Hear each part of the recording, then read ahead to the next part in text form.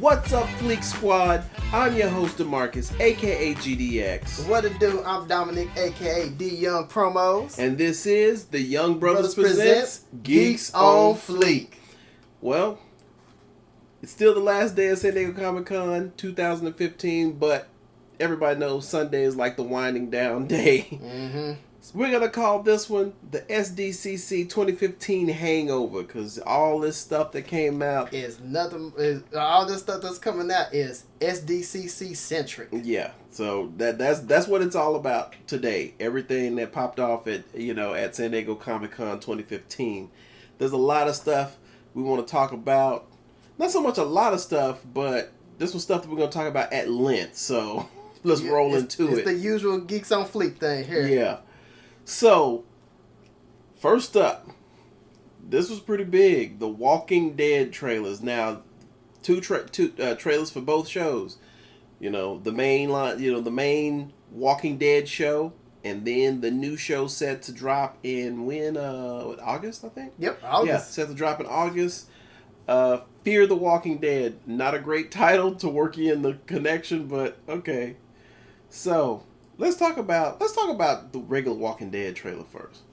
All right, for season 6. Well, if for many of you, this one's gonna be more centered on the Alexandria safe zone. Yep. And just the conflict that's gonna happen between Rick and surprisingly Morgan of all people. Yeah, because I'm thinking it's gonna be the aftermath of the big, I don't want to say murder, but the big kill. That Rick, in front of everybody, he killed I'm so bad with names, and if they're not in the core characters, I forget the name. But when he killed that chick's husband, the dude that killed the dude's the mayor's husband, when he killed in front of everybody, that seems to be a big focal point. And the big thing is Rick dangerous? How dangerous is he and stuff? Yeah. Yeah, there's this from what you were seeing in the trailer, there's this issue of this safe zone. They never had to deal with a lot of violence and stuff. They never really had to deal with, from what I'm saying, they never really had to deal with the same stuff that Rick and his crew had to deal with while being on foot. Well, they actually I think they had addressed that, and basically what happened is early when the stuff went down, the mayor, I guess what they call, I don't know, she's the leader of that community. Her husband is an engineer, so very early on they reacted and they were able to put up some. He's an engineer. They put up the walls first, and they did really good insulating themselves. But it just seemed like the issue at hand, and it's always kind of an issue in zombie fiction. Period, is just that 800-pound elephant that is survival. Mm-hmm. How you survive. And what you're saying, Morgan is kind of like, hey man, we can't be sitting here getting all dangerous and stuff. We can't just confront this monster head on. Yeah. And Rick is like, dude, you're gonna have to one of these days, because trust me, this shit that you got is gonna end. It's gonna crumble. No, it's crazy. And it's really crazy talking about the season 6, the theme of it. Because I watched season 5, and I think the reason why zombie fiction does so well nowadays is because it's one of those few pieces of fiction where that you can actually put yourself into that situation. Mm-hmm. Like you watch Freddy and Jason. I don't really put myself in that situation. Yeah, you can't. But zombie apocalypse is kind of like, it's pretty much like shorthand for a collapse of society. That said, I would definitely go into survival mode, in this situation. But when the survivors got into Alexandria, they were really fucking weird and fucked up. And it was like, they had essentially, I thought it was kind of ironic, they became a team of Shanes. There you go. They said the name. They became a team of Shanes, and it was funny because, a couple seasons ago, what's her name?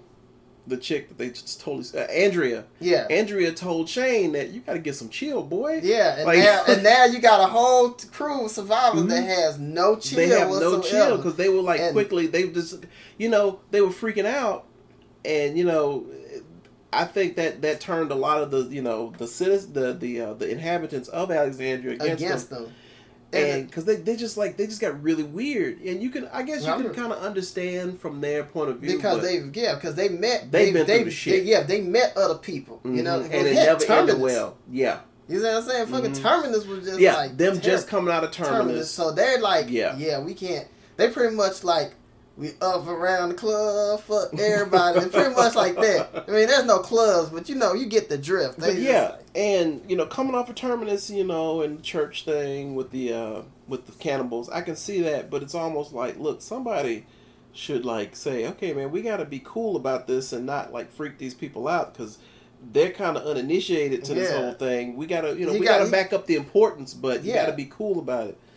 So it seems like it's gonna be a really just a heavy season focusing on Rick versus Morgan, which is funny because Rick has seemed to have lost his, I don't want to say his humanity, but to some degree, he's becoming Rick-tator. And he's like fully, this is fully realized Rick-tator. I bet Shane is laughing, boy, in his grave. He's like, motherfuckers. Yeah.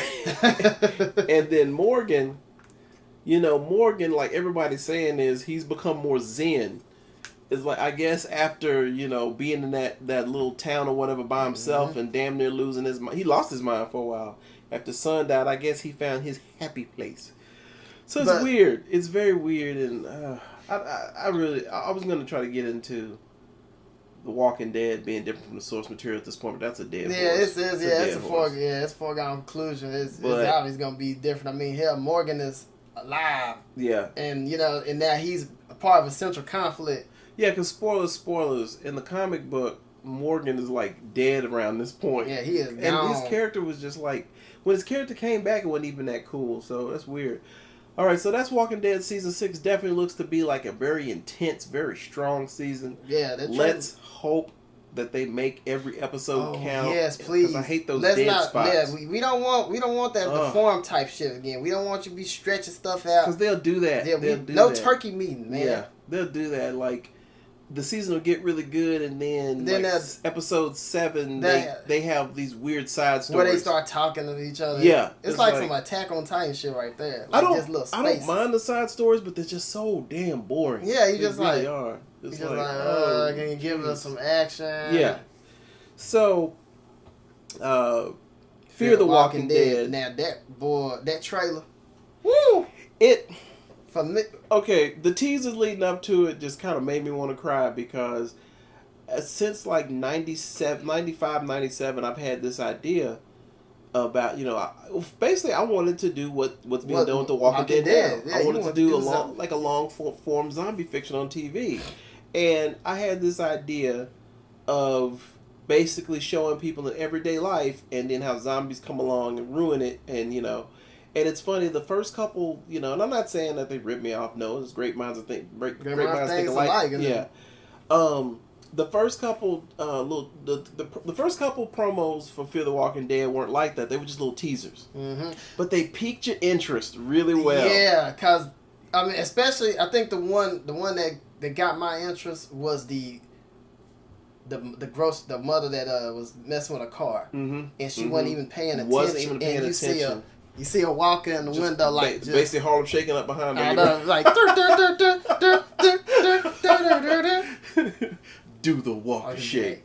So basically, as the little teasers came along, then there was one in school with this really nervous guy who's been watching the internet and seeing what the hell's going on. And then you had one with skaters, and they showed just like the foot of a walker just kind of doing their thing, and they not Everybody's paying attention. Doing their thing. It's typical like zombie fiction shit here. People just caught in their own little universe, and not paying attention. That happened in real life. Do you know how can you imagine all the victims that would get bit talking on their phone? Yeah. There'll be 1 million people getting bit on that damn phone. Yeah, people. Well, sure. Just look at just people even maybe just out shopping. Yeah, just in your own zone. Well, the messed up part of the hell, like me. When I run I do my errands and stuff. You get in your zone. I get in my zone. I got my headphones. I'm jamming. You see, in the zombie world, you're gonna get got like that. But so yeah, I mean, Fear the Walking Dead, it looks good. Yeah, that trailer, really very tense, very tense, and it seems like they're kind of making a commentary on our times because you know here we go where there's stuff coming out on the internet and that cover up. The mainstream media cover up. Mainstream media's covering up, but you got people saying, "Hey man, there's some shit is going on," and people are not, and people are like, "Oh no, if we was just gonna wait till the mainstream news get it," and you got, and I think they're gonna even make motherfucker. The mainstream news isn't gonna tell you anything of importance. Yeah, it's gonna be your Young Turks, your Storm Cloud Gathering. Yeah, you know those type of people. Yeah, and. Yeah, and I liked it. Yeah, it was and then I think they even gonna get on the rides too. They gonna pretty much because you see the scene where I think they declare martial law. Okay. And I think I seen people like kind of getting at the cops and stuff. So I think they're gonna even make a little commentary on. And they picked one hell of a city to do it in L.A. L.A. So it's just now I'm gonna tell you one thing definitely, because we always get people always get caught up in the black and white thing. In fiction and stuff like that, and it's like, man, we need other races being represented well. And one thing Walking Dead really bugged me with was the lack of Latino characters. And this time they're like I forgot that one family at the beginning of the first season. They just kind of disappeared. Like, hey guys, we know that there's safety in numbers, but me and my family are just gonna drive off. We have like a revolver. We're good. It's like they never followed up.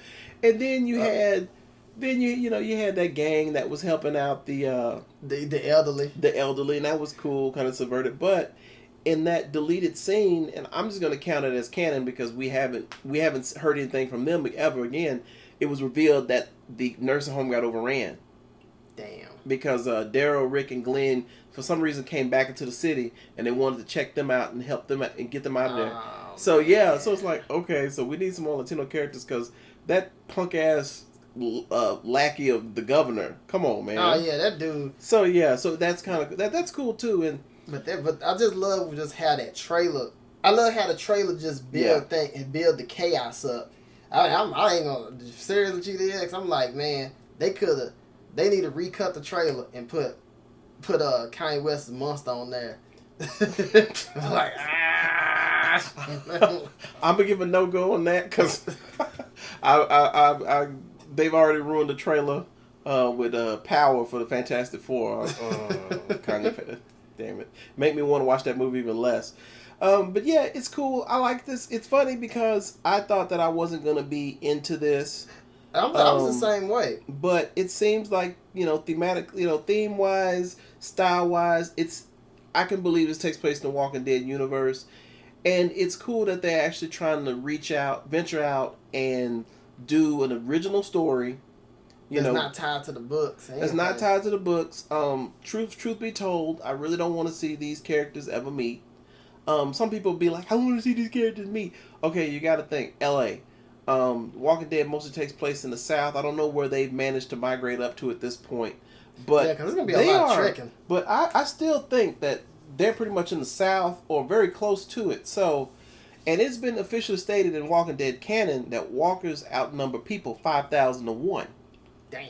So you try getting from the South or the Midwest to the West Coast to L.A. And not encounter a bunch of walkers. You're gonna lose That's just stupid. That's stupid. You're gonna lose your whole squad. So just kind of going off of that, I think it's pretty impossible for characters to meet. But I like this. So. Walking Dead trailers definitely got the point across. Definitely just got everybody excited. I'm ready. I'm ready. I'm ready, especially for Fear the Walking Dead. I was just about to say that. I think Fear the Walking Dead is going to be one that caught my attention because I'm like, man, this is a fresh start. Good. I think this is going to be a solid story. To me, this is like the live action equivalent to the Telltale prequels. Yeah, and that's another thing. Fear the Walking Dead is gonna let us. Let us look into the origins. Yep. I don't know if they're gonna say the exact cause, nature of the virus, but it's gonna take us into the beginning, so that's kind of cool too. And I think it's gonna be shot differently too. It looks like it's using the same filter as Agents of S.H.I.E.L.D. and Joy Kills. So that's where, that's weird. It's got a kind of very cinematic look. Yeah, very cinematic. I think they did it intentionally because it's in LA. Probably change it up some to look up something a little bit. So definitely looking forward to that. Yeah. Now, more Dead. Yes. Another big trailer. We knew this was coming. Well, last episode before last, we showed you the picture. Him and his sidekicks. Ash versus Evil Dead. Man. On Stars. Dude, man, hold up. Tell me what's the deal. Why Ash all up on my grill? That right there, man. That trailer looks damn good. Looks damn good. And the character Bruce Campbell is gold, man. Yeah, he is gold. And I like what they doing with Ash. You know, I like that he's kind of making fun of the fact that he's a bit older. With the girdle. And I think he even got dentures now. Dentures, I'm like, what the fuck? I mean, but it makes sense, though, because you probably been fighting. He's up in age, dude. Yeah, he's up in age. And I did like the quips with the girl. Mm-hmm. Cause I think the girl is gonna be like, she's gonna be like the ensemble dark horse. People gonna like her. The deadpan snarker. Yeah, she is just a perfect companion for Ash. Pablo didn't really get a feel for Pablo yet. Yeah, Pablo. Yeah. I mean, yeah, you didn't get a feel for him. I like I said, I hope that he's the religious guy, so that's kind of a little stereotype there. Yeah, I kind of hope that he ain't too stereotypical. Like you know, we've said that we want better Latino characters in fiction. And I just hope Pablo becomes that character. Yeah, you know? He becomes a stronger character. And then shit, you got Lucy Lawless up in there. You know, you got that Raimi production posse.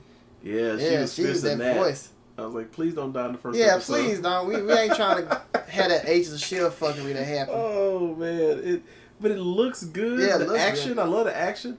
I love the throwbacks with the zoom. Oh yes, and the quips. Oh, that scene when he kicked his boomstick up and then he blasted that. Perfect. I was like, now. I was like, whoa.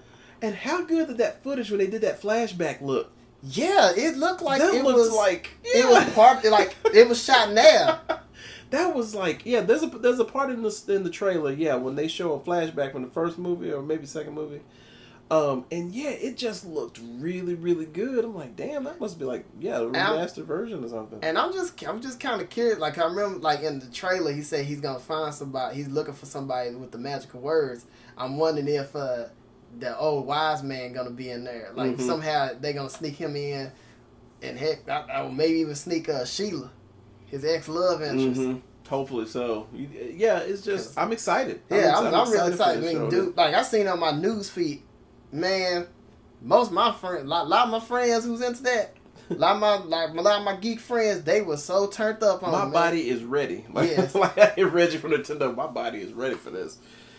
So, Ash versus Evil Dead, not the on Stars, great channel for that too.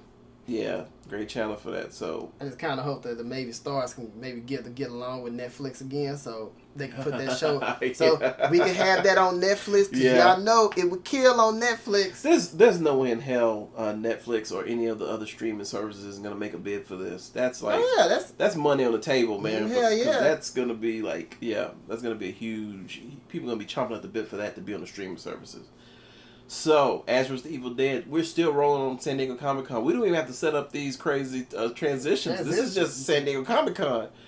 But this next one, okay. You know what? I'm not going to even mention their competition because we talk about them so much. We talk about so much. We always give them praise. We are, because the damn topic after next, we're going to still talk about them. But let's just put it like this. Let's just say it. Why the fuck it? Marvel not being at Hall H was probably it was a good look for everybody else because everybody else got to shine. But it was but I think it was a bad look for Marvel though.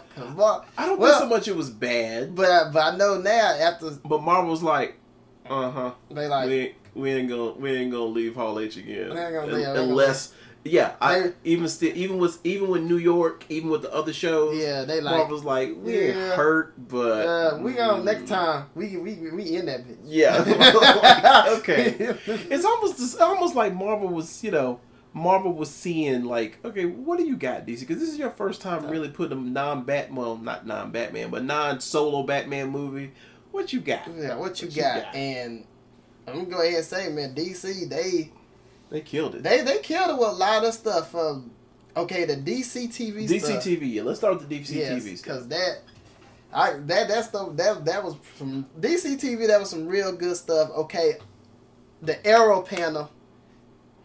It was like, Arrow panel. You can see the Arrow panel online on YouTube, and it's officially co-signed. So that's cool. So yeah, there's no bootlegs there, but Arrow panel, 30 minutes, and it was pretty cool. Really good panel. Heck, you got a chance to see Stephen Amell in his new costume.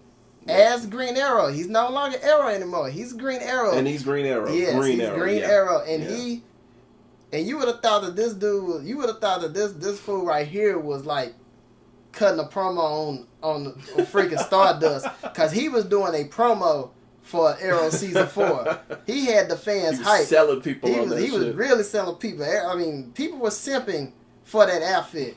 Yeah. And so, after he do that, after you do that epic intro, which as I said, you can see online, they get into the nitty gritty of the panel, and it's quite the informative panel. They were saying that yes, this season of Arrow is gonna be a bit more lighthearted because Oliver is now in a happier place. Yeah. Diggle will be wearing a costume. He's gonna have his own costume, which makes sense because he's got a wife and kid. Yeah. And he can't be doing things a ski mask way anyway. Yeah. and then, it's funny, because I remember there was going to be there were some rumors. Of course, there were the rumors that he could be a Green Lantern. Yeah, it's funny though because I'm like, yeah, explaining him being Jon Stewart, that would be weird, but I'm sure people would ride with it. Oh yeah, Arrow fan would probably not going to happen. Yeah. Oh yeah. And then some people thought about the Guardian because I think at one point the Guardian was black. Oh yeah. Yeah, so they thought about that, but I think they're gonna give him his own identity, and they just now let me get my thoughts across on this one.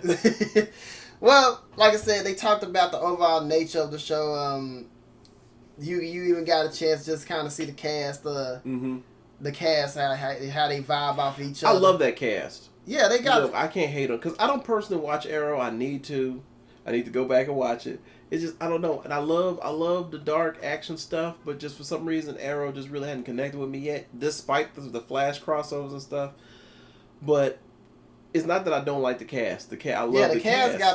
The cast got a good solid relationship. And Stephen Amell is the best front man lead actor that you could expect, that you could want, because he seems excited. Oh yeah, he's excited. He's humble as hell about this. He embraces the fans. He embraces the character. It was funny because the actor that played John Diggle, he's because somebody asked what's gonna be his character's name, and he made the joke. He made the deadpan joke, the black driver, and people died laughing. Wow, that's everybody. That's a good joke on Arrow. The black driver.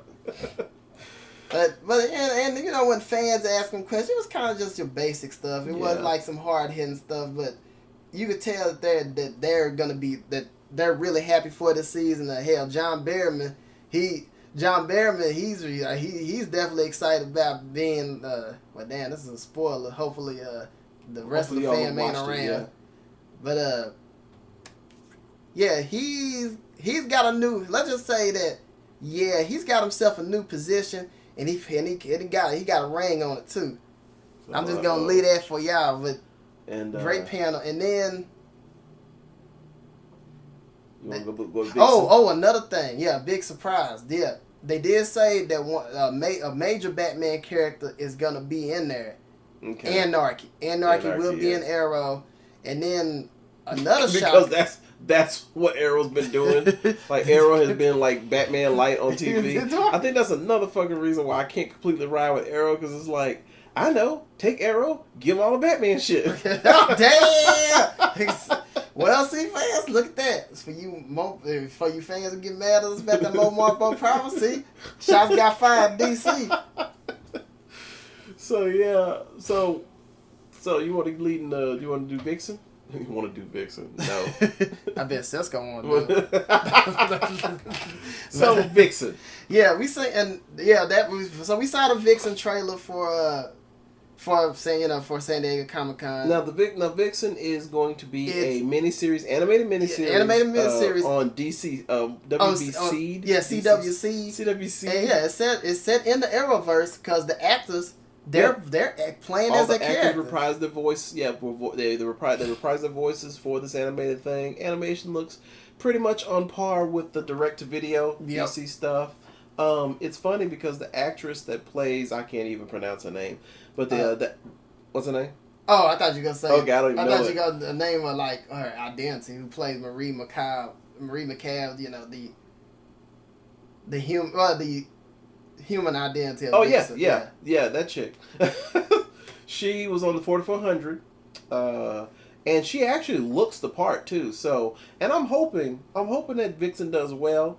So we can see her and she can be Vixen physically on TV. So that'd be great. That'd be really cool. Some people like when they saw the trailer, they were like, "Why can't there be a live action show?" I'm like, I kind of think that too. And I think that's a good little response from fans. Mm-hmm. That speaks volumes. You know, they like, hey, we want a live action thing. So let's hope that this isn't a throwaway. Yeah, let's hope that the CW, they're smart enough to really just put this on every available stream. Well, they probably have it on Hulu, but let's hope that they push Vixen so she can get that attention. So yeah, I mean, DC TV, you got some? Oh yeah, I was just gonna say so you can have another awesome female character. With them. Yeah. DC TV, definitely a good showing. Oh, Legends of Tomorrow. I was hoping to avoid that. No. Sorry, Legends of Tomorrow. Yeah. Well, Legends of Tomorrow panel is pretty much like an Arrow panel. They were just answering your basic questions. Good God, the actress that plays Hawk Girl. Wow. Yeah, I was like, he's fit. I was like, I was like the dream. I was like, I'm in love with you, baby. Because for some reason, I think it existed. I don't want to call anybody out, but I think it existed. There's a video on YouTube called Outro to the Legends of Tomorrow panel, and it shows the actors just kind of getting up and walking off stage, and when the actress that plays Hawk Girl walks across, it's like, oh my God, like this girl is fit, man. But she said she did some boxing and martial arts training to prepare for the role. Well, and what's kind of cool is that she even said that DC gave her like a shit ton of comic books to wisen up on the character. I hope maybe she should watch some Justice League Unlimited. That's where she needs to base most of that. Yeah, but they did reveal something really important that made fans like real excited. Hawkman will be, I think, with the Legends of Tomorrow. Okay, Carter Hall. I was like, okay, there you go, Carter Hall. Then we got Jay Garrick. Is he? Flash. Yeah. Well, now the Flash panel, I didn't get a chance to watch the video on that, but a lot of the major notes they already had in articles. Jay Garrick is gonna be in there. Come on, you saw the finale. You saw the finale. Yeah, when the hat came, it was like, they were like, "What the hell is that?" I love that reaction to that. And I think how they gonna work Jay Garrick in, I think maybe they saying, I think a theory is he's just gonna be from an alternate reality. I'm not sure, like maybe alternate reality, or maybe that I'm not surprised, because once you take the lid off of alternate universes, they can have fun with that. So that's probably gonna be the way they get Supergirl. I can't wait when they do that. Yeah, when they get if they smart enough and they can get Supergirl in there. Oh man, but let's see. Wally West is gonna be in there too. He's confirmed, and he's going to be a brother. Yeah, which makes Irish sense. And Joe. Yeah, I said Irish. Iris and Joe. So yeah, there you have it. And then last but not least, with the people with the characters that are gonna be on air or gonna be in Flash. This is a weird one because it's like we already have this character, but it did not. Zoom. We're gonna have Zoom. Yeah. So first season we had Reverse Flash. this season we're gonna have Zoom. And me, I'm thinking it might be Eddie. Somehow, maybe because of what he did, or maybe he realized, well, shit, I gotta keep the timeline going, or so something. I need to Zoom. go ahead. That's funny to me because I just thought, well, I'm gonna tell you. This just tells you how much I know about the Flash comics. I thought he initially had the name Reverse Flash and then just called himself Professor Zoom or Zoom. I didn't know they were different people. Yeah. It's the same costume. This is the same fucking character. You're not fooling us. I don't give a shit. It's a yellow Flash. It's yellow Flash. He's like, I'm a grown fucking man. He's like, yeah, get the fuck out of here. That's just pretty much his mentality. Fuck out of here. Y'all know them Flash suits cost so much. But yeah, Zoom is gonna be it, so that's gonna be kind of okay. It's gonna be that's gonna be a little interesting. I mean, I'm hoping maybe Zoom is like a dragon to a bigger bad that they don't want to reveal to us. Mm-hmm. But it's funny with Arrow and the Flash that they do have their rogues, but on TV you realize that you burn through your own characters, so that kind of forces them to bring in characters from other DC, you know. And it sucks to some degree. It kind of exposes those characters, like, yeah, those rogues galleries aren't really. Yeah, and then the concept of having an arch nemesis in real life. Well, hell, in a realistic setting, it's not real. It's not. Well, yeah, it's not real. No. It's so you just have that conflict and boom, it's there. It's done. Done. And if it's to a really bad, severe level, somebody got to die. Yep. Or so it's like the superhero, that trope of the arch nemesis. It's weird on it's weird.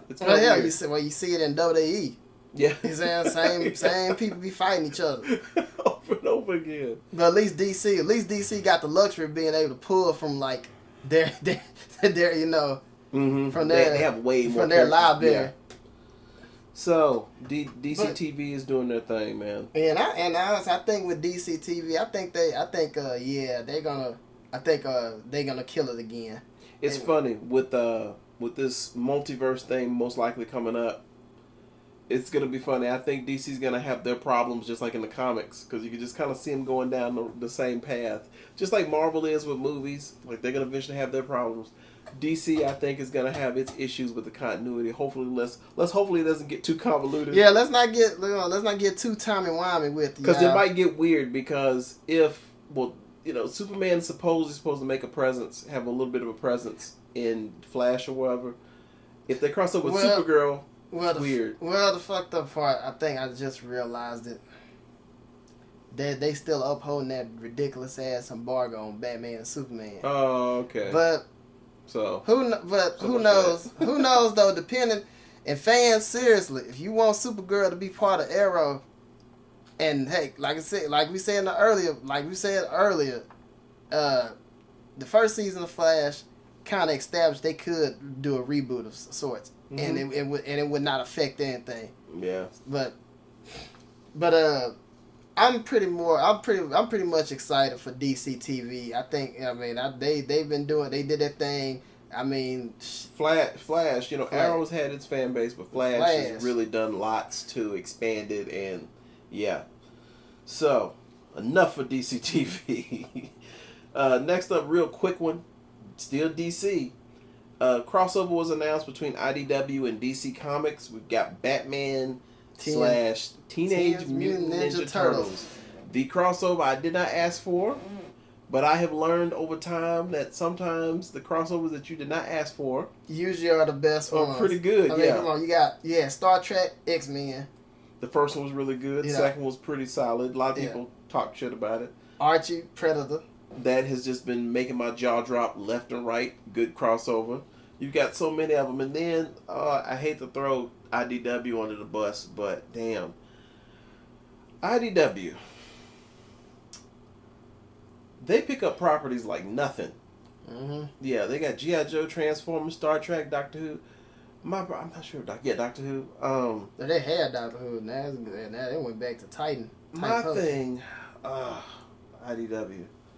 They will get a crossover. They'll announce it, and when you get it, the first issue might be good. Then it just peters out. Oh yeah. Or it's just boring from the jump. And like I said, I hate throwing IDW on the bus like that. Well, because you said the Doctor Who Star Trek. The Doctor Who Star Trek, like, yeah.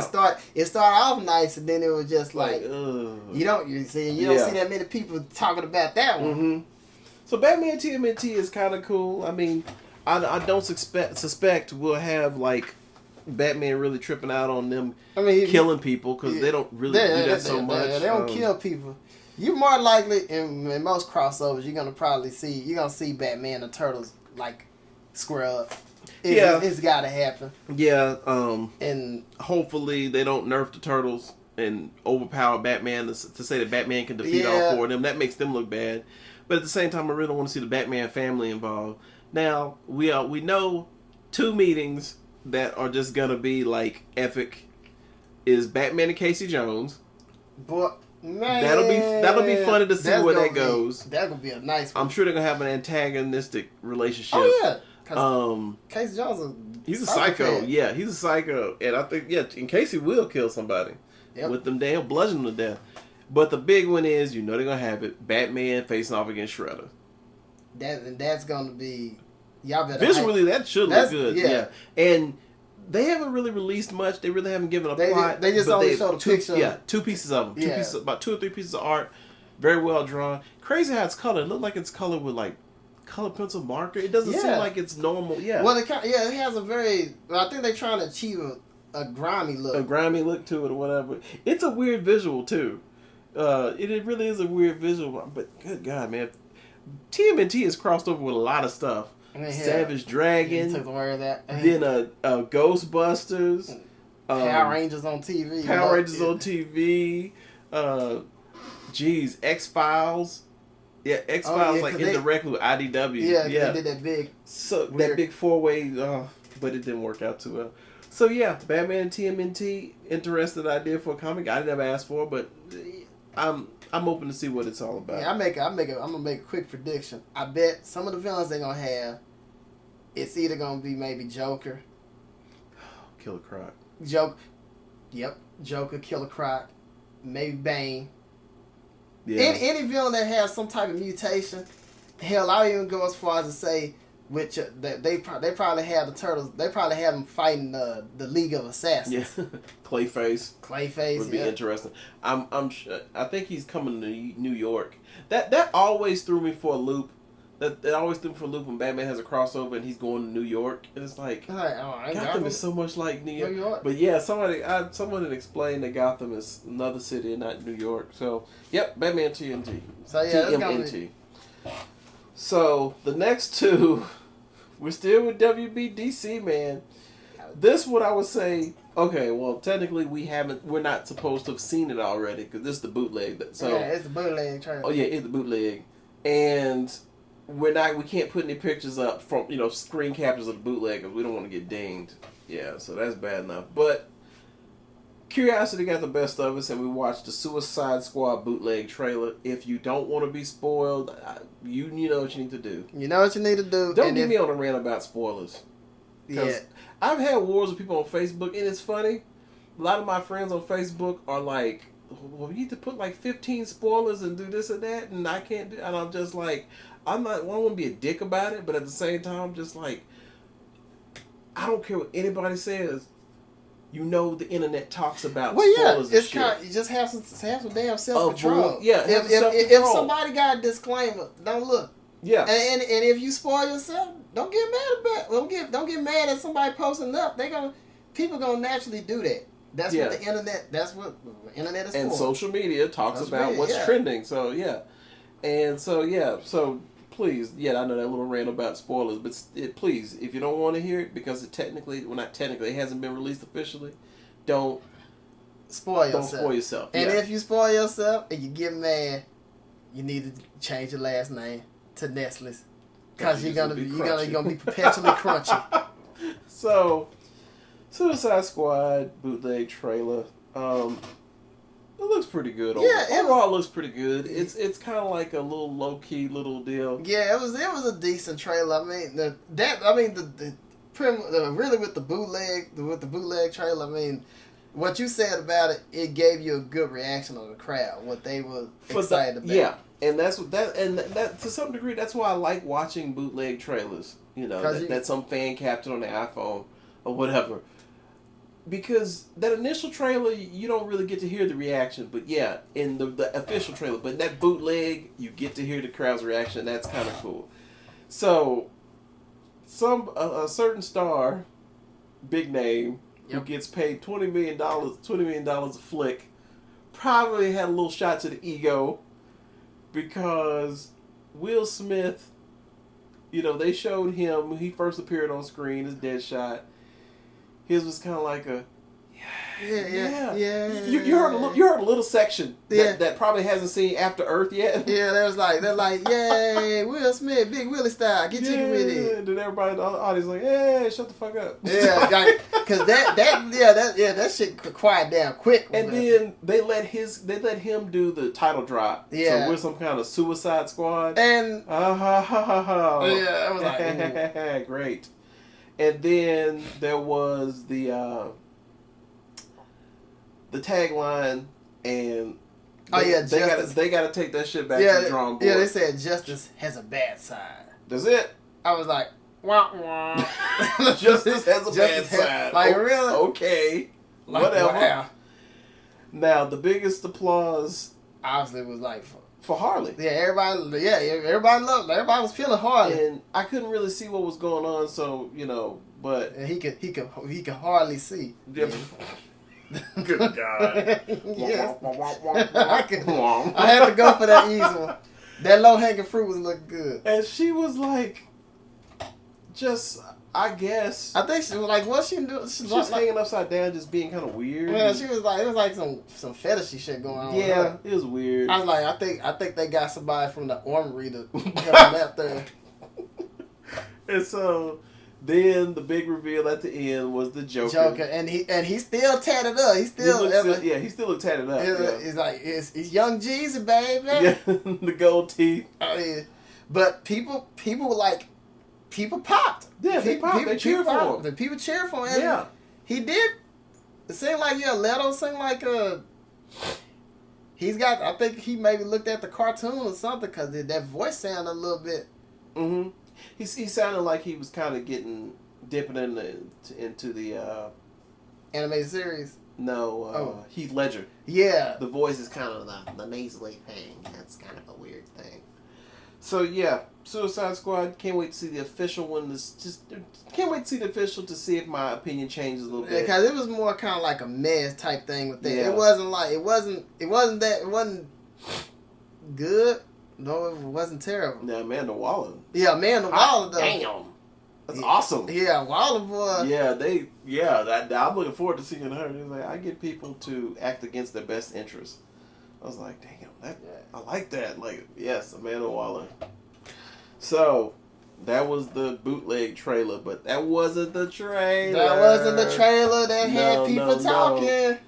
This trailer, it's just, we can already say that we like the damn thing. We love this damn thing. Yeah, this trailer, boy. This trailer basically is what we said that DC WB needed to they needed to drop out with this. They needed to put this out there, especially because of Marvel wasn't at Hall H. Mm-hmm. DC needed to own it, and they fucking did, dude. Let's go ahead. I know. That shit trended like very shortly after it showed. Yeah, it was everywhere. And they did it right too because they knew that something was gonna leak. So shortly after it premiered at SDCC, it was online. Yep. Yeah, it was online, and that was a good look for them. And Batman vs Superman: Dawn of Justice, the first trailer. Man, it's funny. There were no comedy beats in that. Yeah, not like your Marvel trailer. Yeah, there was. So you could definitely see the difference between the movies. And hey, Marvel's got to do their thing. DC's got to do their thing. And hey, I don't mind the difference when it's like this. It looks good. It surprisingly looks good. Well, I'm saying the trailer. The trailer looks good. Batman Affleck is on point. Yes. Fleek appeal is definitely over 9,000 on this one. You after that trailer, you gonna be a believer of Batfleck. Yeah, he's. I mean, they he really studied that character. Like, hell, if you didn't believe Kevin Smith when he was getting excited about Batfleck, now you excited because this trailer. Cool seeing them with the building exploding and the Wayne Enterprises building exploding. Somebody put a picture up showing from Man of Steel when him and Zod were in the building and Zod lets off one of his heat vision and it blows through a wall. Some people are thinking that was actually during that thing because I think there's going to be at least some overlap and some flashbacks. Oh definitely. Yeah, just to build up the conflict.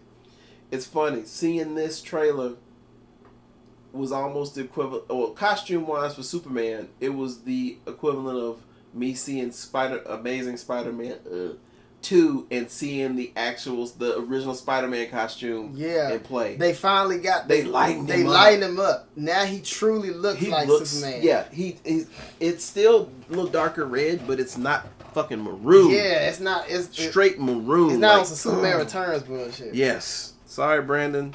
And you're much better Adam, I guess. And man, and with the the face off. He was another thing when you saw him shoot the grappling hook, the bat. Yeah, like, oh my god, he's moving quick. It's like damn, that's like they ripped this shit straight out of the Frank Miller stuff. Like it's probably CGI. Yeah, it's probably CGI. Him. Yeah, but it looked really good. But the face off. The face off was just what sold you. You just like snap. You know, you got Batfleck looking brolic as hell, and these two, they about to square up. They about to square up. Hell, they even showed Wonder Woman. So if you weren't a believer of Gal Gadot, this might have helped you out. This might have made you be like, okay, she looks pretty decent in Wonder Woman. This is gonna be a point of contention. Well, I think I agree with you. They should have gave us some parts. Well, like. They showed us kicking some ass, and I'm thinking that they pretty much gambled that, well, the fans should know that this is Batman and Superman, so of course we put more emphasis on them, and that kind of makes sense. But when it seems like if no one knew about Wonder Woman, this trailer would have been fucking awesome because you would have said, "Oh shit, Wonder Woman's in it, and she's kicking ass." But Wonder Woman's appearance in Wonder Woman was telegraphed. Wait, not telegraphed. They said it earlier, and they pretty, they showed off pictures. Her look early, with Batman's and stuff. So it was like, I want to hear her talk, man. We want to see because all they did was just showed you just little scenes of her. Like they showed her leaving, a party. As Diana Prince, Diana Prince, and they kind of showed her and Batman making those eyes at each other. Okay. And the big thing is kicking ass with Superman. It seems like she's gonna fight Superman. Yeah, because the way that she was moving, I'm like, damn, she moving just like Justice League Unlimited over here. To me, I really wish they would let her say something because I don't know. It seems to me like with movie trailers, especially in comic trailers, when you have such a weird reaction, kind of a backlash to a certain actor being cast, it almost seems like when you come out with that first trailer, you want people to say. Yeah, you want people to go, I was wrong. Yeah. Man, she looked fierce, man. She looked... Now, in action, it was, and... Action-wise and visually. She seems kind of... It looked... I'm still kind of stuck on something I don't think we can have is a woman that's almost 6 feet tall that looks like she... You know what I'm saying? That physically, and... I don't know. I'm not quite sold on Wonder Woman. Definitely Lex Luthor. I was gonna. You answered my question. Well, I'm thinking what they're gonna do with that is they're sticking. They kind of going with his classical origin with that. That he starts off with that with his red hair, and then something happens that just. I don't know. I didn't feel it. They need to. Yeah. They need to kind of showcase Luthor a little bit more. Yeah. And because there's so many parts to this, I think every character will get a character-centric. Oh, it's crazy. Hell, even Perry White had a little shine. I mean, he's Batman after Clark. Nobody wants to see Clark Kent versus Batman, motherfucker. We paid for Superman versus Batman. Yeah, I'm like, damn. No, I guess he's gonna. I guess it's just It's an intense flick, man. Well, yeah, it looks really good. Yeah, just look at look how the trailer opened up. Mm-hmm. It's like the dude, Superman walking right into Congress. Yeah, and he have to he pretty much has to justify his actions, and the actions reside in them. It's crazy and with Batman. Batman just outright said, "I have to destroy them." Yeah, Batman. I don't know. Yeah, I'm like, I think what they're doing is because see with the I think it was Alfred talking to him, is he's seeing how Bruce's need for vengeance is really taking him over, and so it's and I think that's part of Batman. Why Batman seems like he just want to just kill Superman. And yeah, this is because he's intense, man. This is because you think about Bruce lost people. He didn't just lose he lost a billion, but he lost lives. Yeah, so Batman's on some other shit that we haven't seen. We've seen a hint of in comics. And as long as you don't say that I'm the goddamn Batman, I'm okay with that. There might be a chance he might. I don't know. Well, they didn't really have too much cursing in the first Man of Steel, so I don't think I'm the goddamn Batman. Yeah, but you never know. If y'all do that, I'm like, oh man, wrong. Because I mean, shit, you had some people that hated. They were hating on I'm Juggernaut, bitch, and they were like, "There's no way in hell they would use something that a couple kids on YouTube." And it happened. I'm the Juggernaut, bitch. And that was probably the best thing. That was the best thing that happened on X3. Piece of shit. I mean that, and how they handled the Phoenix.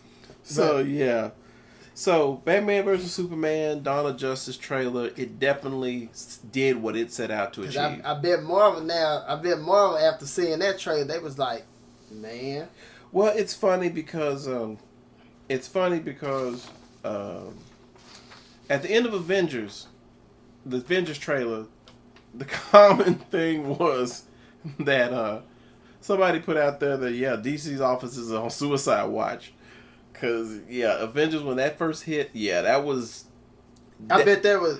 It probably sucked to be at work at DC. Yeah, I bet you probably heard a cricket in their office.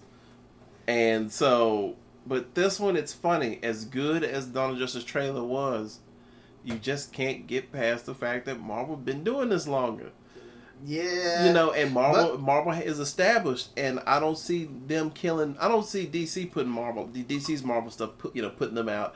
And honestly, that's not gonna, that's not really the case. But I think it made Marvel kind of like, okay. I see you. We see you. Yeah, I see you, motherfucker. Shout out to Dash and XP. But I think it definitely. You'd be lying, and anybody from Marvel would be lying if they didn't say, okay, it's on now. And in the end, it's gonna be good for both. Yeah, because it might make Marvel be like, okay, we gotta really step our game up. I mean, we've been here for a while, but hey, people. We started looking a little long in the tooth. I mean, people. And Ant-Man is kind of shaky at this point. Yeah, Ant-Man's shaky. Age of Ultron did good, but it revealed that kink in the armor. I don't like saying the other word because that's a slur, motherfuckers. A kink in the armor is just as good enough as the other one. But Age of Ultron just kind of showed, see, the Avengers ain't quite invincible. Mm-hmm. So, it's interesting. Especially with that new Jurassic World knocked them down. Yeah. But Marvel wasn't worried because they like, shit, we made history. We got that. It looks good. This is going to ramp up the competition, which is great for business. So, DC, Warner Brothers, killed it. They took advantage of the Marvel absence at Hall H. Sure, everybody took advantage. Everybody did. So, next up, this is Marvel, the kind. Yeah, it's more like Disney now. That's what I think is funny. Well, next up is the Marvel movies that don't count. Yeah, I said it. If you got the old red and white logo, okay, you don't count. Sorry. Damn. And with that very venomous lead in, another bootleg trailer. We ain't scared. We ain't gonna put it on our channel, but we ain't scared to talk about it. Shit, we saw it. I don't know why they... it was for the people in attendance. Oh, yeah. Well, I think how they describe what happened here... Well, how they described it is like... They... it was Fox. Mm-hmm. Fox wanted to show off their characters. Mm-hmm. Fox wanted to show, they did a big pound of hell. You gonna see in the article that everybody, including everybody, including Stan Lee, took like this big epic selfie. Somebody fucked it up though because it's overexposed. It's shaky and overexposed. Oh, I was like, damn man, this could have been an epic ass picture. But yeah, they showed the picture. But I think when what everybody was raving about in the Fox Marvel panel, you know, just kind of Fox panel, the Deadpool trailer. Hands down, that had everybody like fucking excited. People went bonkers for the trailer. Now, you don't hear this often, and you probably won't hear this often on this podcast. You know, D-Young Promos and Nick and I, we usually are of the same mind, on the same page about stuff. But the Deadpool trailer, this first time where we kind of split up the middle. Kind of split in the middle. Like we'll kind of split. So I'm gonna jump off with it, just so people don't say that we hating and go in on a bad note with Deadpool. Me, I like the trailer. I love the costume. It's a great representation of him. One of the best translations from page to screen, hands down, when it comes to costume. I love Ryan Reynolds' attitude about Daredevil, about Deadpool. I love the fact that he got a second chance. That was really damn cool. Yeah. You know, because for all intents and purposes, it was a wrap on his Deadpool. I think what helped them get that second chance was when that leak. That little quote unquote leak. And you find out, you know, this was an actual that scene. Fucking yeah. Because that yeah. Get my Porky Pig on. But that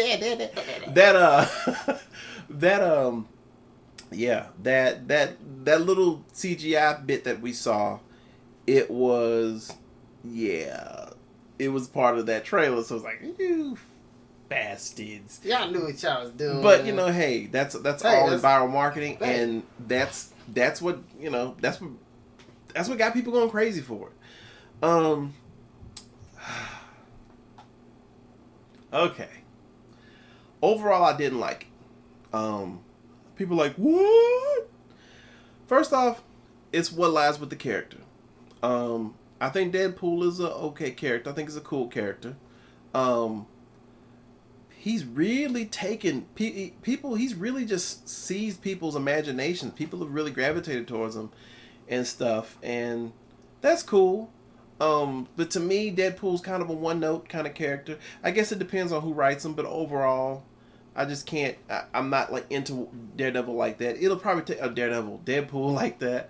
I think another thing, and it's funny. Back in the '90s, Wolverine was everywhere, and I think that overexposure really bugged me about Wolverine, to the fact that I just got tired of Wolverine.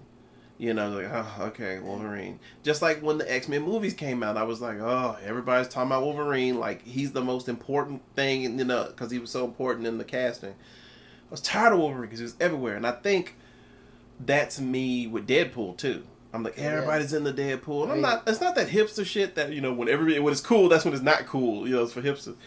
But it's just like, I just hate the overexposure with Deadpool, and then I don't give a fuck what anybody says. Deadpool, when he first came out, he wasn't cussing like that, you know. And I'm not a prude. I mean, look, I just said, I just went in with profanity. Like, I have nothing wrong with profanity. I have nothing with violence. Shit, I have nothing wrong with violence at all.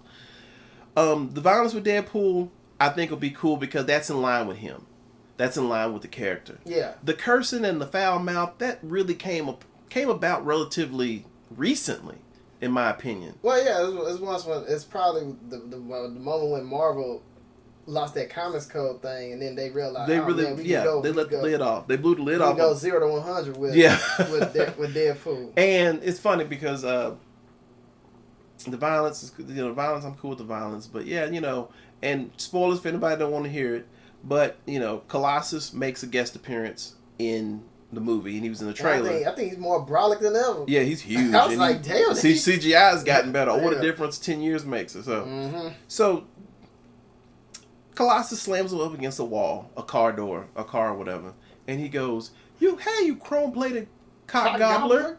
And it was just like, okay, I guess that's what Deadpool does.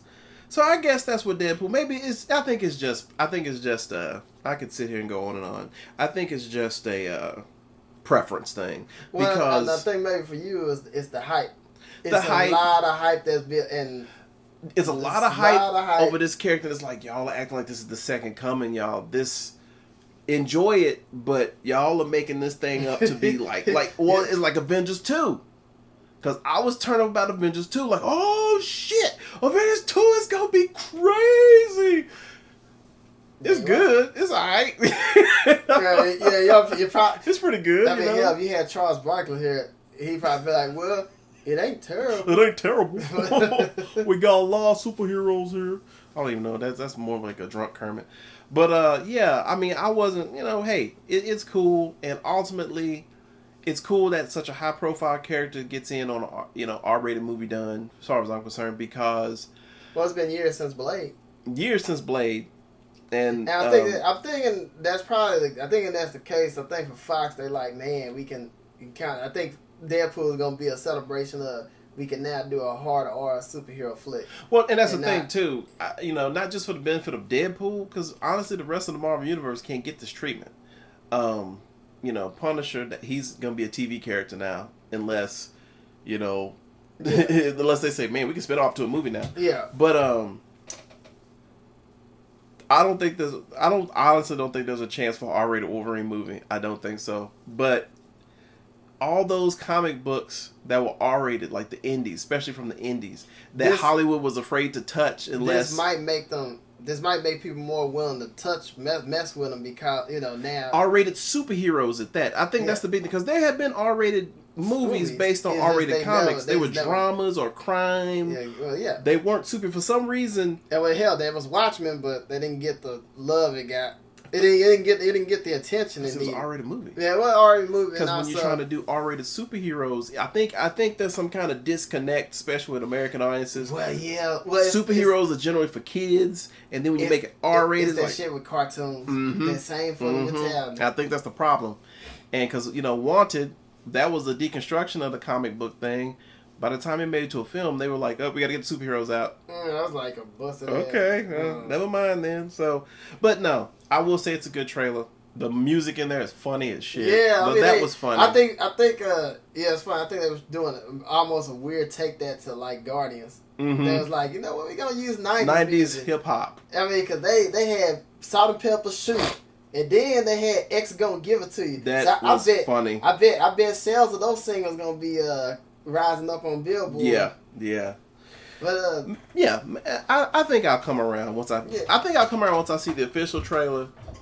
It released officially, and I'm not hating on Deadpool. It's just don't get too turned up. Well, yeah. Well, for you, and I think in your case, you was like, that ain't my type of hype, baby. That ain't my type of hype, baby. Whoa. That ain't my type of hype. Deadpool's so fly. Pause. It ain't my type of hype. Shout out to Full Force and Kid Play. But now for me, I was pretty excited because I was so wild excited with the trailer. Pretty excited. He fucking came into my studio cheesing. Yeah, he came in cheesing. Because I was amazed at that. I was like, damn, they took it this far with Deadpool. Mm-hmm. And everybody died laughing when he did the Take That to DC. When he was like, when you give me my superhero costume, make sure it's not green and animated. I'm like, ooh, that was some Booty Warrior Remus type stuff right there. Wow. It's like, I'm a warrior. But then they even made another dig, and it was kind of messed up because they had with great power comes great irresponsibility, and they timed this right because Stan Lee is a freaking strip club DJ. He cameoed a strip club DJ. For real? Yeah, I think that was him. I don't know if he was gonna be in an R-rated movie. I think that was him in the trailer. Okay, I've got to see that. I gotta watch that bootleg again. It looked like him. I was like, holy shit. Off the bootleg. See, I need clarification, y'all. Gonna release that damn trailer. I don't need to watch the bootleg again. But yeah, I think for that, and after just turning up on it, it's like you real excited for this because it's like, man, first hard rated hard R rated superhero. Yeah. And you got a superhero who his costume is damn near, well, no, it's mostly exact. But while you get that overall excitement, you kind of sit there like, you start thinking like, damn, this would look great. This would be great in Daredevil. This would be great in Avengers. This would be great in Agents of S.H.I.E.L.D. This would be great in the Marvel Cinematic Universe. Yeah, it's almost sad like that that Daredevil can't cross over with him. Well, yeah, well, like, it's just sad that Deadpool can't even cross over with the entirety of the Marvel Cinematic Universe because it's licensing crap. Yeah, well, it's funny because they have established Deadpool pretty well on his own adventures. They have established him pretty well with the mutant type side of things. I think it's more of a recent occurrence that he's been crossing over with the mainstream Marvel U. But it does kind of suck though, because it's like, man, he looks really good. It'd be kind of funny to see him with the other characters, but it's like, nah. It just see how they react. No, the licensing ain't there, and yeah, and crossing over R-rated things that might not. You know, overall, Deadpool, good look for the movie though. Personally, my preference, don't really care. It's weird for me right now, but hey, I will say I am gonna go see it though. I am gonna go see it because, you know, I'm not a huge fan of the character, but there's a lot of things that's around it that actually makes me, I want to see it. Like, it's cool seeing Rob Liefeld get his shine, you know, because even if you don't like the guy, you've got to respect his excitement. Yeah, he is. over Deadpool. I just keep messing it up. So yeah, Deadpool, it looks good. Yeah, you know, even though I'm not totally on board yet, it looks really good. So, more panels. Not Marvel exactly, but owned by Disney. Owned by Disney. The big Megaton bomb. No, honestly, I won't call it the big Megaton bomb. I mean, that was Deadpool and Batman vs Superman. I'm surprised because I wouldn't call Star Wars this. I mean, there's just always. I think a lot of people. I think in the articles, a lot of people just talk about how they handled the panel and more so just the concert that happened, and then even the guy that the dude dressed in the stormtrooper outfit that did that 645-mile walk to Comic-Con in memory of his wife. Yeah, that was and cool. how he led the stormtrooper procession to the concert. A lot of cool stuff in that one. A lot of cool stuff from that panel. Star Wars is big.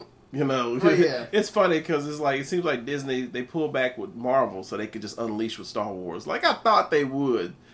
One of the big things with Star Wars panel, it was really cool. Not the panel, but it was cool seeing the behind the scenes. They didn't have a big trailer yet.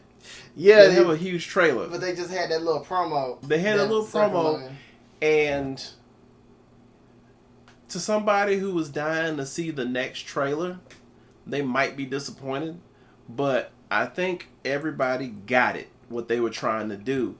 It's a 3-minute behind the scenes type thing. It's official. It's on the Star Wars YouTube channel. That little feature was to show everybody, look, we are trying to, not trying. We're taking this old school. Yeah. Everybody on set is happy to be here. Fans are making this. This is practical effects. We're using actual settings. Now you could be a cynical dick and say, well, they could have been trained to do it. They get paid to look happy or whatever. I don't know. I get the general feeling that it was Well, heck, you look at the panel. I mean, you look at, like, when you watch the panel online, you're gonna see, like, most of these actors, especially the new castmates, are happy as hell. Especially John Boyega. When a brother get a paycheck, we happy. We happy. And John Boyega's ass was happy. He was like, he was ready to attack the block. Okay. John Boyega, man. Yeah. Shout out to him, man. Shout out to him. It feels good seeing him do really well and be a part of something huge because I thought, I thought he was like, I knew there was something with him in Attack the Block. Like that's when I first saw him. I think that was his first movie too. Oh yeah. And he just had a presence, and it's really cool to see him just eating it up, having a good time. Don't be an asshole. Don't become an asshole. Yeah, for real. Don't ruin yourself, man. He seemed like he was having a good time, and that behind the scenes, of the Star Wars, it seemed like a good time on set. And the panel was more like an extension of that. They Mm-hmm. couldn't really get into detail. The only spoiler that happened was the name of the base, the name of the what's the name of the bad guys? Well, the name of the Empire's base. I'm just gonna call it Empire. We'll call them the Empire because But they do have a different name. But the name of but they revealed the name of the base, and it's called Star Killer Base. Yeah, it's funny. The one I was like, you kind of smacked on that one, like Star Killer Base, really? No, get the fuck out of we here. want the Force Unleashed Star Killer. Yeah, we want Force Unleashed. He should be canon. Fuck out of here. But there you go. But there was some interesting moments. They showed another practical effect thing. They showed that little monster. That made you weird. That puppet made me weird because he just has.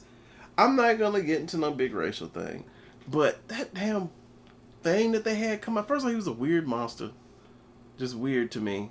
But I guess it's Star Wars. But the same shit that they got in trouble for with Watto, like. Because some people consider Watto kind of a racist caricature. That thing that's walking around was kind of weird to me too, because he had the head wrap and just the shape of his face, and that made me feel a little iffy. But I looked past that and just saw practical effects. Yeah, I think and puppetry. Yeah, I think once this movie come out, you're gonna start seeing a trend for practical effects. I mean, if Mad Max Fury Road didn't do it, this is gonna do it. Practical effects. I mean, I don't like stunt people in danger. I don't like that. But everything's been so it's CGI. Just everything is so CGI. CGI. Yeah, really conspicuous. You can only go so far. The thing is, hey, in movies, it is sky's the limit as far as your imagination goes. But people something about having a little bit of that realness, you gotta have that realism. Authenticity. Yeah, and people just like, oh man. It's something about miniatures too. Like you could easily, like, if you need 15, if you needed 150 X-wings, yes, it's easy to go into that computer and make 150 X-wings. Yeah. But it's just, it's just something about it. Even though graphics have gotten way better, graphic imagery, it's just something about the miniatures, and I like seeing the miniatures and all that. And then they had something that we would have loved to have been a part of. What is it, a concert that a couple people were invited to? Wow, it was like a celebration. They treated their fans right. Yeah. Like they did it up with the extravagance. They did it up with the extravagant stuff. And just a little thing that I seen, like I said, Boyega ate it up. The actress who's like the new female character, she seemed kind of just taken aback by everything. Very happy, excited to be there. The other guy, kind of the same thing. Mm-hmm. It seemed like the dude that plays the Sith Lord Kylo Ren, it seemed like he almost got himself in a little bit of trouble because, like, when there was a question being answered, he just did I think he was trying to be funny, but it didn't go well. And God. Abrams had to kind of be like, yo, you got to, he kind of, in a nice way, told him, hey, answer the question. Oh, wow. Yeah, it was kind of, because you can hear it in his tone of voice. Like, he was joking, but he was like, hey, motherfucker, just because you part of the Empire, just because you playing the Sith Lord doesn't mean we can't replace you. Don't act no fool. Right. Don't act no fool. Yeah. You got me, like Bernie Mac on Kanye West, you got me out in front of all these people, you won't act a fool. Yeah, because that shit it was like, when you watch that panel, you're going to be like, awkward. Okay. Yeah, but and then when the Star Wars Trinity came out, everybody was popping. That's what we're calling them. Yeah. The Star Wars Trinity. Luke, Han, and Leia. And everybody was popping, cheering. It was good. It was a solid thing. It was, and I think when all is said and done, that's gonna probably be one of the things that people are gonna talk about next to Deadpool and Dawn of Justice. Mm-hmm.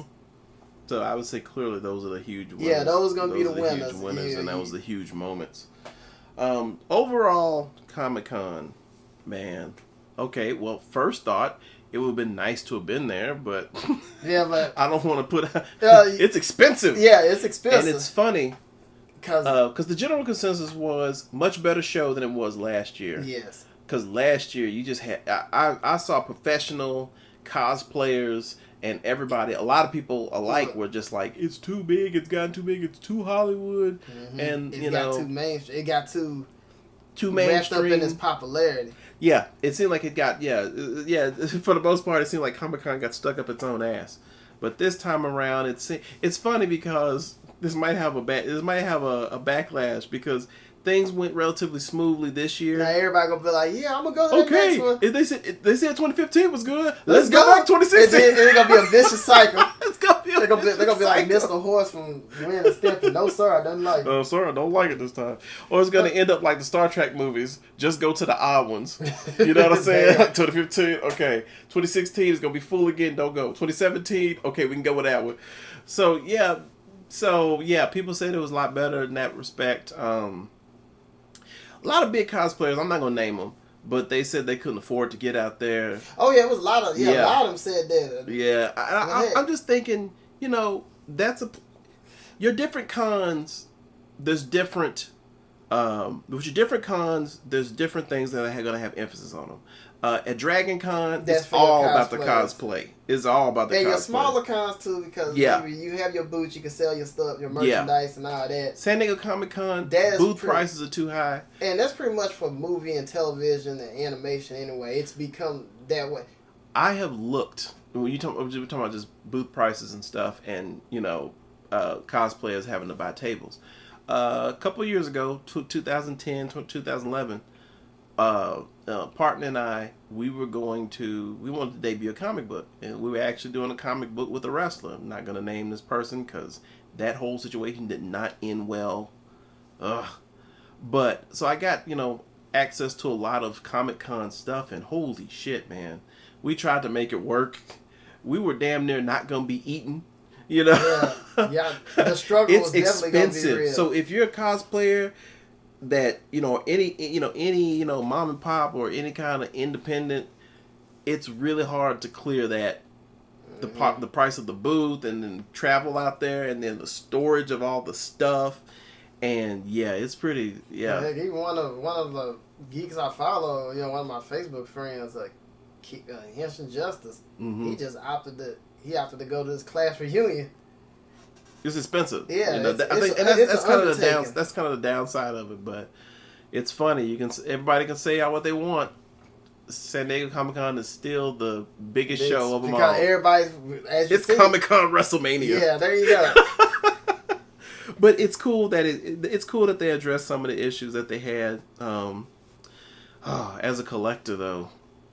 As a collector in the collector communities, I get to hear a bunch of bitching about the exclusives. There was lots of good exclusives, lots of figures. I'm not going to get into it exactly, but oh my God, there was so much good stuff. And yeah, it was really good stuff. And people are going to complain about that about all that stuff come next week. But it was overall very positive. Very positive. No negativity this time. Marvel's coming back next year too. Oh yeah, Marvel. I mean, Marvel was there, but Marvel's gonna take Hall H Marvel again. Cinematic Universe. Yeah, Marvel's gonna take Hall H again because they're like, man, we can't have. We can't be letting everybody just take over our damn Hall. DC was stunting on us. DC stunning on them. Yeah, DC stunning. Fox stunning. I'm like, damn, everybody's stunning. Everybody was stunning. I'm like, shit, you might even have a struggle rapper stunning. And with the con, there was an overall thing. There was a new phrase that came out called dropping the mic, and everybody in the panel, everybody who had a panel, especially those trailers, y'all definitely dropped the mic. There was drop the mic moments. Then there's a drop the mic moment that we'll talk about that probably on a tiny turn up or something. We'll talk about that one. So explosive San Diego Comic-Con 2015 this year. I mean, you have those elitist comic fans and geeks and nerds. You have those elitist fans that get pissed off that things are going mainstream, but they just kind of fail to see that if you don't have some kind of mainstream recognition, it's hard to get the stuff that you want to get. Yeah. We wouldn't be seeing any of this stuff without there being a mainstream recognition. they won't make no Avengers. They won't make no $100 million, $200 million Avengers movie for 10,000 people or 1 million people. Yep. No, they want to hit hundreds of millions, a billion people, and that's just kind of the double-edged sword that you have to deal with. That you have to deal with as a comic book fan or whatever. I'm glad to see. Basically what I'm getting at is it's a good time to be a comic book fan. There you go. And the coming years are going to be crazy. Stay alive. Yep. Because 2020, we're booked solid. So, San Diego Comic-Con 2015. Great show, great reaction. Hopefully one day we'll be there directly. Yeah. Coming to you direct. Maybe hosting a panel. That'd be crazy. Hosting a panel. Oh my God. The horrors. All right, well, that's the show for today. As always, man, every Monday, tune in. Turn up. Now, allow us to reintroduce ourselves. I'm GDX. And I'm the Young Promo. Collectively known as The Young Brothers. And that was Geeks on Fleek. We out. Peace. Peace. Deuces. San Diego Comic-Con 2015. We out, bitch.